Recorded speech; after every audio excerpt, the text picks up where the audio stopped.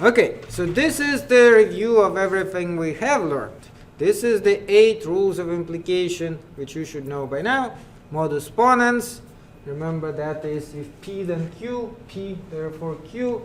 Modus tollens, if P then Q, not Q, therefore not P. Pure hypothetical, if P then Q, if Q then R, therefore if P then R. Disjunctive syllogism, P or Q, not P, therefore Q. That is one of the things I was talking about actually, because I told you, right, you already understand that similarly if it's not Q it will be P, but you need an operation here. You can't just presume it yet. When you are doing natural deduction, that's how it should be. You only allow to deny the left side and then go to the right side. And in order for you to switch them, you can switch them, but you need a different operation. Anyway, constructive dilemma, which is kind of based on modus ponens, two modus ponenses, if P then Q, and if R then S, and then disjunction between our two antecedents, either P or R, therefore either Q or S. Simplification, if you have P and Q, you can just drop Q and say P. Conjunction, if you have somewhere P and somewhere Q, that is the same as P and Q. And addition, P you can add or Q, whatever Q it may be, because it does preserve the truth value, right? One of them has to be true. If P is true, whatever other one, whether it's true or false, you can add it with the conjunction, and it actually does not violate the rules. So that's very helpful, even though seem a little counterintuitive. I'm just pulling from the thin air another letter and just adding it. Yeah, according to disjunction. You can't do it with conjunction, but you can do it with disjunction. Okay, so today we're going to talk about more rules. These ones, though, are called rules of replacement. The first ones were rules of implication. These ones are replacement. They just show you that two expressions are equivalent. They literally mean the same thing. Before, that was not about it being equivalent. It's just been about those operations which we were allowed to do to them. Here, that is actual equivalency between them. And we use this double column symbol to show that they are equivalent. It shows equivalency between them. That's a metalogical symbol, right? Because for us, it's not within our language L1, the language of proposition logic. But when we talk about our language from kind of outside, we can use this and show that two of the propositions are literally equivalent. They mean the same thing. They have exactly the same value. And it is very helpful for us. Asserts that the expression on either side have the same truth value regardless of the truth values of the components. Okay, so first one, very useful rule, De Morgan's rule, DM. And this is, remember I told you that if you have, for example, not P or Q, you cannot just assume not P or not Q. And that is true. However, you actually can do it when you change the sign. Then it becomes equivalent, and it will be equivalent in this case to not P and not Q. That's one of the formulations of the Morgan rule. And vice versa. If you have a conjunction here,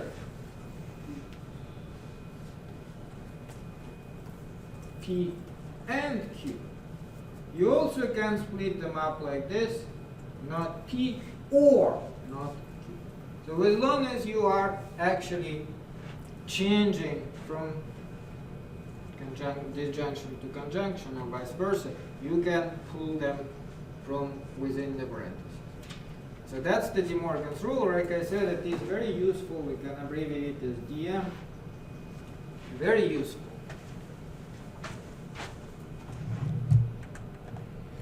commutativity. Now that is actually something we already talked about, and it is common sense. But like I said, we did not formally learn it yet. So that's now when we finally learn it. So yeah, if you have P or Q, it is equivalent to Q or P. And similarly, if you have P and Q, it is also equivalent to Q and P. But strictly speaking, you are performing an operation here, so you should note it on a line as commutativity. So I'm using commutativity, that's when I'm switching now. So for ds, if you, for whatever reason, need to use right side rather than left side, negated on your second line, you have to first perform the commutativity so you could have them in the correct order. Can you presume it? Well, theoretically, yeah, you can presume it. You can skip this step. But at least for now, it is important to follow the rules, and this is how it is on the homework, which is why if you don't do that, the homework will count it as wrong because you are skipping an important step. Then associativity. Associativity is another useful one, and basically just tells us that we can shift the parentheses if we have two operations of the same kind. That's another useful rule which you can frequently use in your proofs. Make sure to sign the attendance sheet. It is over there on the table. The more rules we add, obviously it gets somewhat more complicated, but well, it's not going to be super difficult on the exam, I can tell you that. It's actually more difficult on the homework. The exams are somewhat easier, both the next exam and the final. Because I want you to learn it, but I don't want to be too tough. That's when you take further logic classes, it will happen, but for now it's okay. I don't want anybody to fail the class, at least if you put in good effort. So just learn it, don't worry too much about it, try to learn as much as you can. Distribution, that's also a very useful one, and just like De Morgan's rule, that one is not very intuitive, so you actually have to learn it and understand it so that you could properly use it. A little bit like in math, what we are doing here is we are distributing. If we have P and Q or R, that whole thing is equivalent to P and Q or P and R. Okay. Similarly, P or Q and R can be distributed as P and Q or and P or R. So that is a lot like math. In this case, looks a lot like math. And like I said, very useful. In proofs, it is very useful. Need some practice with it so it could kind of ingrain.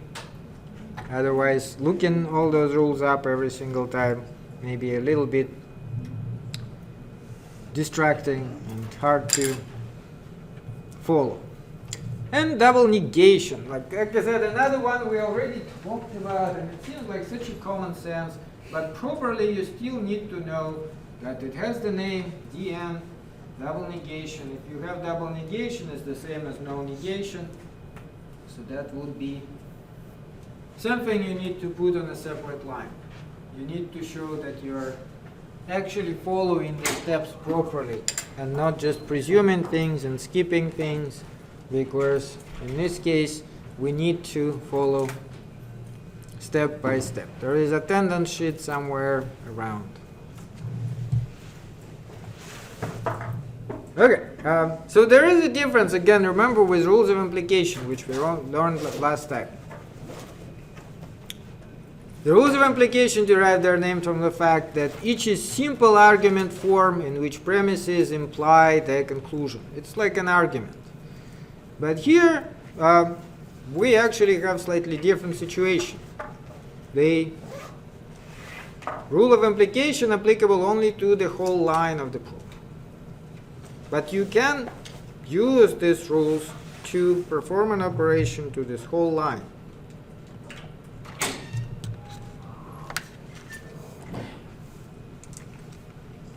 Rules of replacement, not rules of implication, but rules of logical equivalence. They just show to you that these two are equivalent. By the axiom of replacement, logically equivalent statement forms can always replace one another in a proof sequence.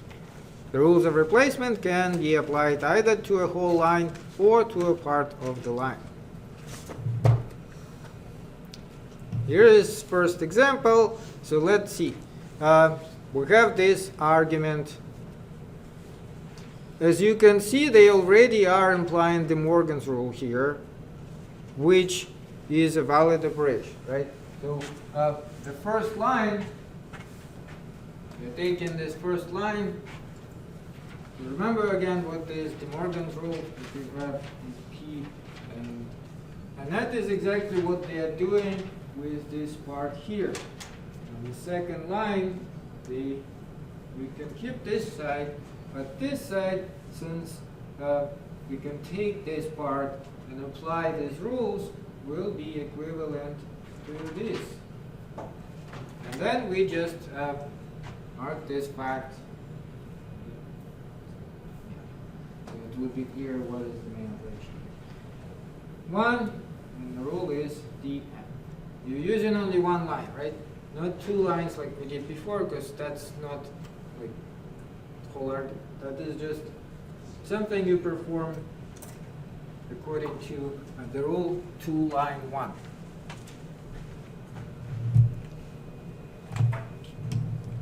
Another way of viewing this distinction with the rules of implication. Rules of implication are one-way rules. Rules of replacement, two-way rules. You can go similarly. If that was your line here, you could also go to this. Whereas with rules of implication, you can kind of go backwards. Okay, so let's see another example how we can apply this. Let's say we need to prove this. This is our argument. So let's just go straight to the solution and see how they resolve it. Line by line. So first, you can use the simplification, right? And simplify this one, just pull A out. Then, now you can use modus ponens, because you have that and you have this, and between 1 and 3, that would be modus ponens. I ran out of tools here. Okay, and because of modus ponens, you get not B and C. Now before you would be stuck at this point, right? But now you can use the De Morgan's rule, and you can actually do this, not B or not C, and that would be line 4 De Morgan's rule. Then you can use commutativity to switch these two, and that is again something you need to specify that you are doing it, C and A, and that would be line 2 commutativity. Then another simplification, 7 just C, because remember that simplification you strictly speaking only using right side. So here you can use it, but in order to do it here, you kind of add this extra step. Okay, I'm switching them, and now I'm again using just the left side to simplify that. 6 simplification. Then double negation. Once again, it has to be spelled out if you're using double negation. So double negation, in this case, just going to give us for the 7, not C. Why do we need that? Because then we can use next line 5 commutativity. We're switching C or B, and since together we can use disjunctive syllogism. Remember that not C is the same as C, so not C is the same as not C.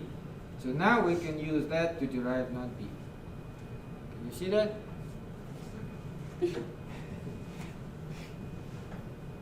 So many steps. Obviously, you can get lost somewhere along the way, which is why I also don't want to just brave myself. So this without remembering it. Have to look it up as well. Because I can do it, but I don't want to spend time just going the wrong way and then getting everybody confused. It's no longer as simple as the process in truth tables when you just follow the rules. There are many different ways to go. You can easily get sidetracked and just go the wrong way, then you have to come back, repeat it, and try again. And especially when you try to explain it at the same time, it's easier to get confused than if you're sitting and thinking about it yourself. Yeah? I believe the book may add an extra step. We could have just used 8 and 5 to get not B. Using, was it disjunctive syllogism? No, but you see, yeah, that's what I said. You can't use it to the left side, to the right side. You have to use it to the left side. But left side is not B. So even though it is technically allowed, but you have to show this step that you are switching them. Because at first you have P or Q, right? Yeah, you can go not Q, because not P and Q are replaceable, but you have to show that, yeah, I'm just switching them. And that is the operation we're just learning now. You are switching them, and then you go in not Q, because now Q is P, once you switch them. You understand? We didn't even learn it last time. I did tell you this, and it's common sense, but it was not an allowed step for 7.2. It is allowed step now, but you have to also show. And you may wonder, why am I being... Well, I told you before, like, yeah, one thing is, once you learn all of this, and you know it very well, you can start skipping steps. And there'll be, I'm sure, many in the future proofs which they don't expect you to spell everything out, as long as you get it right. But at this stage, they want you to spell everything out. And it's not even up to me. This is the way software is set up in homework. So if you skip it, it goes your wrong answer. And yeah, I said at the beginning that I got this message and I explained it. I guess you were not here yet. So let me explain again. When you're doing it on the homework, you cannot presume anything. If this is the rule we're using, you have to use this rule. And presumptions are not allowed. So if you don't do that, homework marks it as wrong. And it is a stupid software, so you can't argue with it, right? Sometimes that can be frustrating, but at least it does indeed work. That's a great tool we now have. Like, I mean, 30, 40 years ago, I would literally have to grade everybody's work going step by step myself, and that is insane. Yeah, imagine that. Like, especially if there's somewhere a mistake, it is so much work. And I teach 6 classes, you know, like yours is not the only one. They don't pay me enough to do something like this. 480 students. That would be just a pure insanity. Thank God we have these tools now which make it a lot more efficient for me and for you. Otherwise, yeah, like what many instructors do, they just, if you submit homework, they can just mark it, okay, submitted. And they don't go through the homework because there's no time for that. But that also is not good, right? Because if you're doing something wrong, we'll submit it, but maybe everything is wrong there. You really have to look at it. Software does it for us. But there are shortcomings because it is software, so obviously some of it may sometimes seem a little weird. I had, not in your class, but for 102, we got a weird problem. Somebody asked me, why is this a wrong answer? And I'm like, why indeed? Turns out they didn't put period at the end of the sentence. And the software put no period, wrong. English language, right? So it's correct answer. There's just no period there, and the software marks it as wrong. And even I was puzzled, like, but that's right, no period. Anyway, so this is kind of a simplified proof, right? That is when you bunch them up indeed into one line. You can do that too, but you again have to show you following all these rules: 5, 6.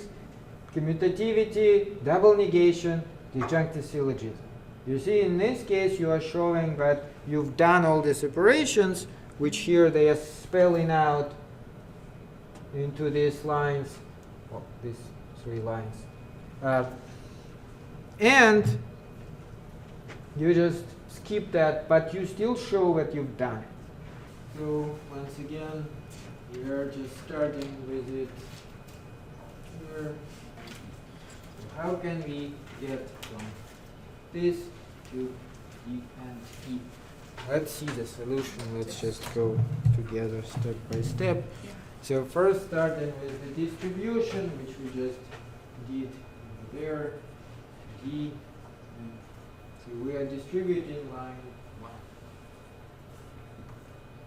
The next step is we're using commutativity here. Basically, it's just switching the D and F, left side and right side. Seems like common sense, but spelled out.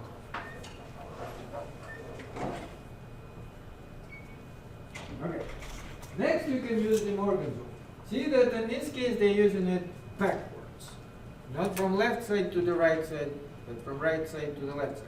But that's how they work, because it is equivalent. So if you have something like this, you can equally then do this.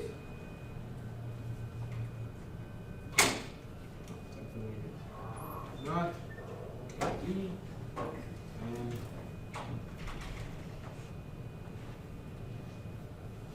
right. So you can go from this to this, but you equally can go from this to this. Either way is fine. That's the difference with rules of replacement. Rules of replacement, you can go either way you want. And also with rules of replacement, now you can actually pluck a certain side of it. Because remember, we couldn't do it, for example, for modus ponens or modus tollens. You can't use just a chunk of it. Here, if you want to perform one of the operation, valid operations, a replacement to a certain chunk of it, you can do it. Just follow the rules.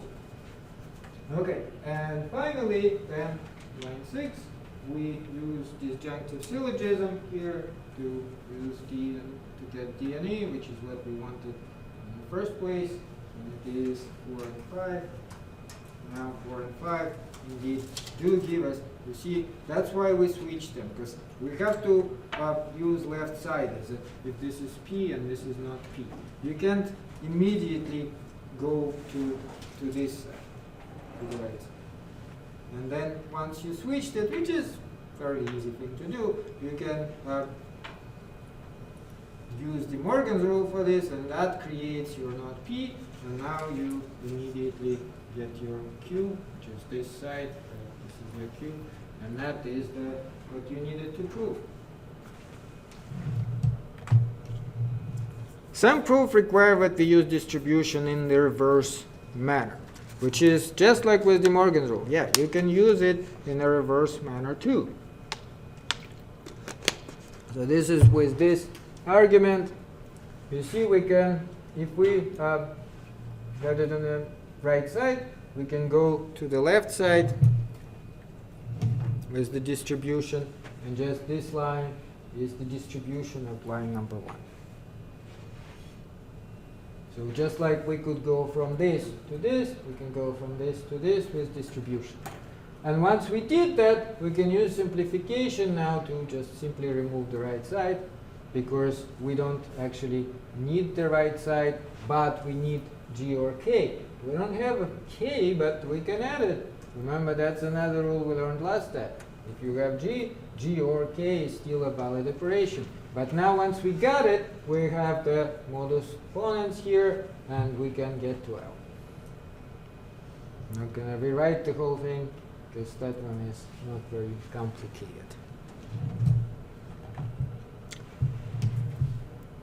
Application of associativity, how can you use that?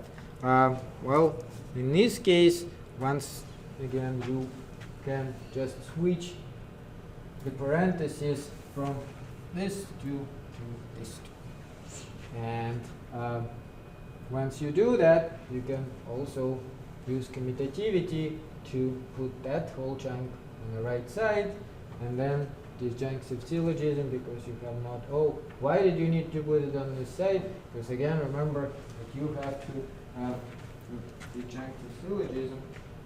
You have to have T or Q, not T, therefore Q, and not the other way around.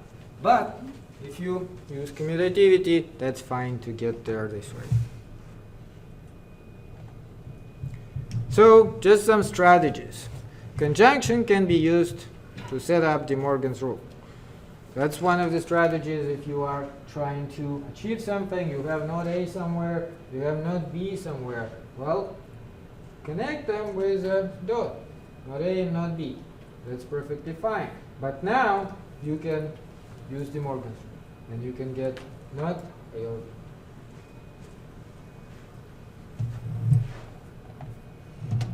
Constructive dilemma also can be used very nicely with De Morgan's rule. So if you have this constructive dilemma,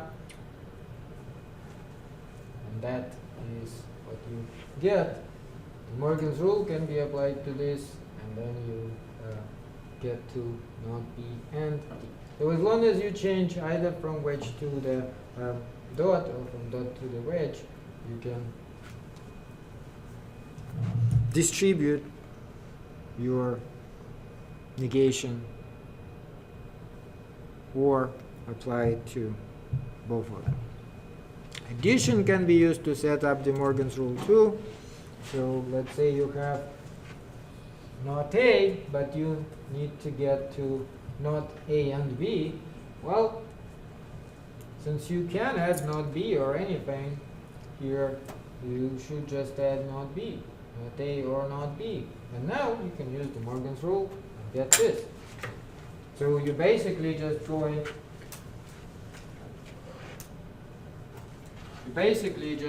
from not A, right? Straight to not A and B.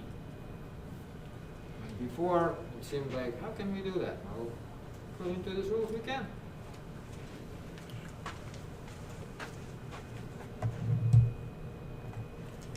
Distribution can be used in two ways to set up disjunctive syllogism. Another strategy which can be employed. So we have A or B and A or C and not A. Then we distribute the first one as A or B and C. And that can be used as disjunctive syllogism with not A to get B and C. Similarly, here, if we have already A and B or C, not A and B, we can distribute this and get A and B or A and C. And now we can use this as a second line as disjunctive syllogism to get the right side here, A and C. So lots of possibilities opening up. Two distribution, two ways to set up simplification. Now, the more you do exercises, the easier it is to remember all this. But just like in math, once you know all these rules, it's easier to figure out which ones are applicable in each situation. So here they are, again, started with distributing in the first line, and then just removing the right side, because simplification allows us to do this. Well, vice versa. starting from this, go to this, and removing the right side here too. Deconstruction. So in some arguments, an attempt to find the conclusion cannot be immediately successful. Then you can go straight to the conclusion itself and deconstruct the conclusion. Here's a good example. This is our conclusion. Well, instead of trying to work with this, get to the conclusion right away, we can deconstruct the conclusion, see what's happening with our conclusion, what we can do here. So you see, first thing, commutativity, you can just get from here to here, which basically is just switching the this side.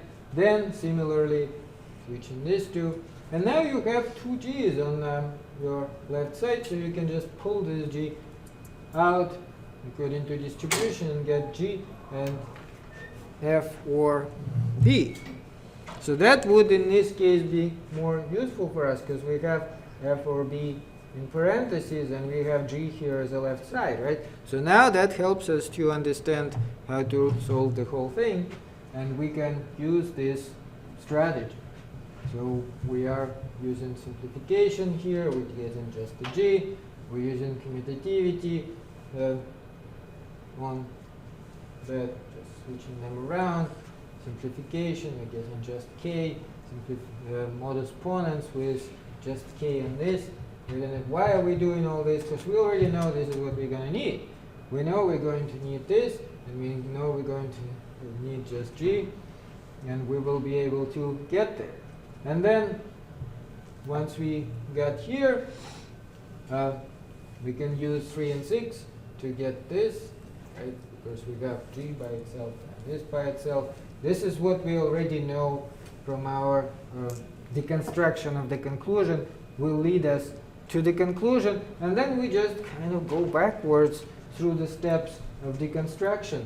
We use distribution again this way. See, this is just the reverse of what we saw in the previous example. And then we are getting to our conclusion.